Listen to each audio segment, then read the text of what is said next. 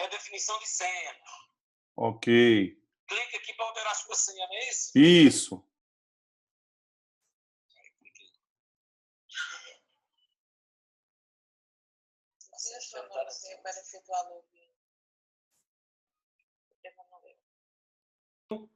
Para chegar, para ajustar os detalhes. Mas eu quero, mais uma vez, né, louvar a Deus pela oportunidade de estar reunido com os colegas, com os irmãos. Já a terceira vez, né? Tivemos aquele primeiro encontro e eu participei com vocês do segundo, né? Do segundo encontro, quando o Fernando teve conversando com vocês, acho que umas 3 semanas atrás. Isso. Mas, assim, a nossa palavra hoje, nós vamos falar do segundo princípio, né, que nós temos usado, o segundo princípio de igreja multiplicadora, que é a evangelização discipuladora. A evangelização discipuladora é a irmã gêmea de relacionamento discipulador. A evangelização discipuladora é a mesma coisa de relacionamento discipulador, né? Vai mudar a nomenclatura, mas a intenção é a mesma, o objetivo é o mesmo. No primeiro momento, eles usavam essa expressão, evangelização discipuladora, e depois nós começamos a falar sobre o relacionamento discipulador, que já é uma evangelização discipuladora.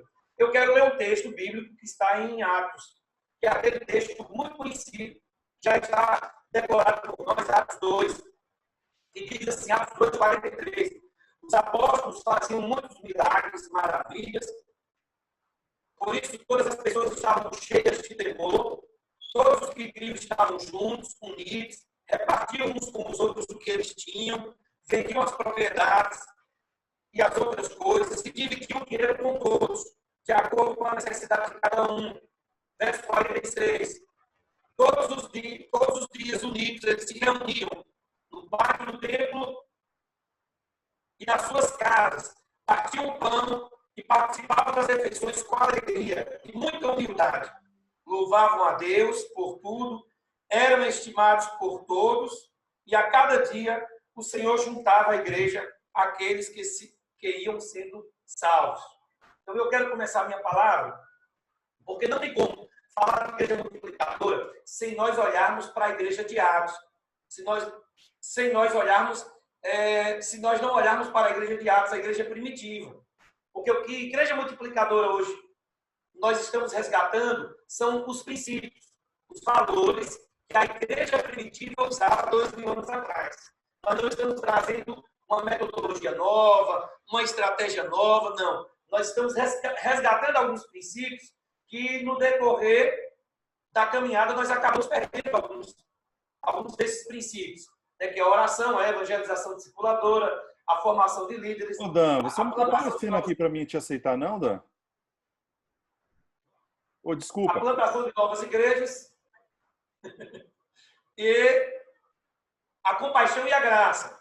Então, quando nós olhamos, pastor Renildo, para o livro de Atos, nós vamos ver uma igreja que estava experimentando um crescimento exponencial, um crescimento maravilhoso. Eu costumo dizer que aquela igreja era a igreja dos sonhos.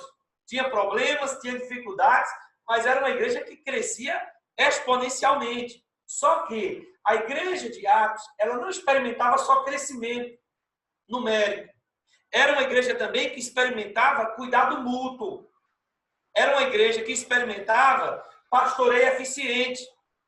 Era uma igreja onde os irmãos cuidavam uns dos outros, onde os irmãos pastoreavam uns aos outros, onde os irmãos ajudavam uns aos outros. Então, os mandamentos recíprocos em Atos, eles eram vivenciados. Os mandamentos recíprocos. Eles tinham tudo em comum, o texto diz aqui, eles partiam o pão, eles estavam de casa em casa, e eles tinham um único objetivo, fazer o nome de Jesus conhecido e reconhecido como único Senhor e único Salvador. E o resultado nós já sabemos, o resultado está em Atos 2,47. Eles viviam os mandamentos recíprocos, e lá em Atos 2,47, nós tivemos o resultado. Qual foi o resultado? O resultado foi conversões. Conversões diárias. Era uma igreja que havia conversões diárias, tanto nas casas como no templo. Agora, se nós voltarmos um pouquinho para a história da igreja, a gente vai ter algumas dificuldades. Por quê? Por volta do ano 300, a igreja, aquela igreja pujante que era a igreja de Atos, ela começa a perder a sua identidade, a perder alguns princípios. Por exemplo, por volta do ano 300, há uma figura dentro da história da humanidade chamada Constantino. E Constantino, ele trouxe vários malefícios à igreja. Dentre eles, foi um alinhamento. Por volta do ano 300, nós começamos a ter um alinhamento entre os líderes entre a igreja e a política. Por volta do ano 300, ser sacerdote e ser rei era muito parecido. Eles estavam muito juntos e isso atrapalhou a expansão da igreja. Isso atrapalhou a qualidade do cristianismo que nós estávamos oferecendo à humanidade. Então, por volta do ano 300, a primeira dificuldade que nós tivemos foi um alinhamento entre a igreja e a política. Eles se misturaram a ponto de, em alguns momentos da história, nós não sabíamos quem era o rei ou quem era o sacerdote da comunidade. A gente não sabia porque eles estavam muito misturados, estavam trabalhando muito perto um do outro. A segunda coisa ruim que aconteceu por volta do ano 300 é que a igreja ela começou também a ter líderes profissionais. A igreja substituiu as casas pelos templos e os leigos pelos sacerdotes. E aí, isso aí também atrapalhou o cuidado mútuo, atrapalhou também a evangelização discipuladora. Por quê? Aquela igreja que estava de casa em casa, por volta do ano 300, ela volta-se só para o templo.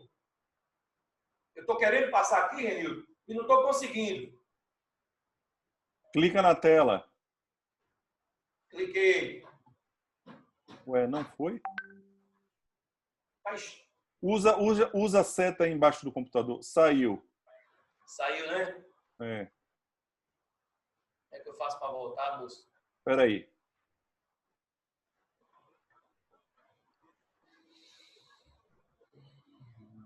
É porque a tela está aberta.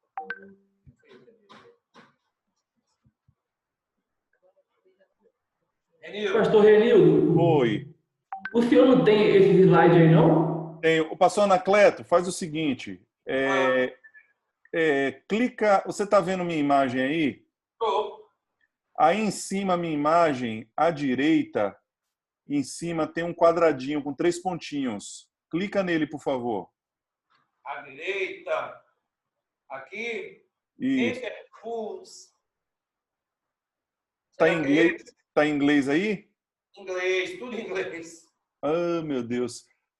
Tenta descobrir aí onde é anfitrião.